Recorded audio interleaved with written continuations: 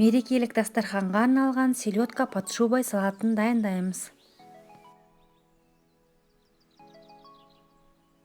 Алдымен пиязымызды ұсақтап турап, оған алма сірке суын құямыз. Сонан соң тұзымызды, құмшекерімізді салып, салқын су құйып 20 минутқа маринадтауға қойып қоямыз. Селедкадан басқа барлық заттарымызды ұсақ теркадан өткіземіз.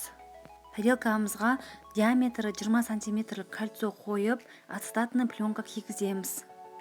Алдымен ұсақ теркадан өткізілген картопымызды салып шығамыз.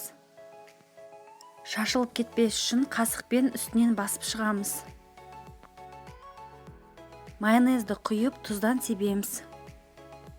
Осы іс-әрекетімізді әр қабаттан кейін қайталаймыз. Майонезді қасықпен бірдегіс қылып жағып шығамыз.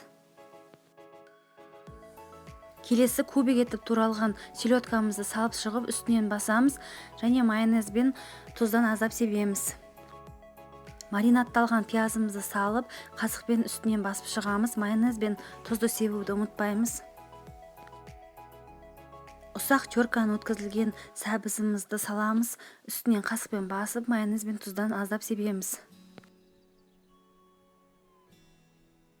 Жұмыртқамызды салып, қасықпен үстінен басып шығамыз, сонан соң майонезбен тұздан себеміз. Соңынан қызылшамызды салып, қасықпен үстінен басып, майонезбен тұздан себеміз. Салатымыздың бетін сәндеу үшін аздап қызылшадан, сәбізден және бір жұмыртқаны алып қаламыз. Бірінші қызылшаны дөңгелетіп сеуіп шығамыз, сонан соң сәбізді, соңынан жұмыртқаның ағын, сонан соң сарысын себеміз. Шет-шетін осылай жасыл етіп аскөкпен сәндесеңіздер болады. Абайлап кольцомызды және ацетатный пленкамызды алып тастаймыз. Салатымыз дайын болды. Астарыңыз дәмді болсын.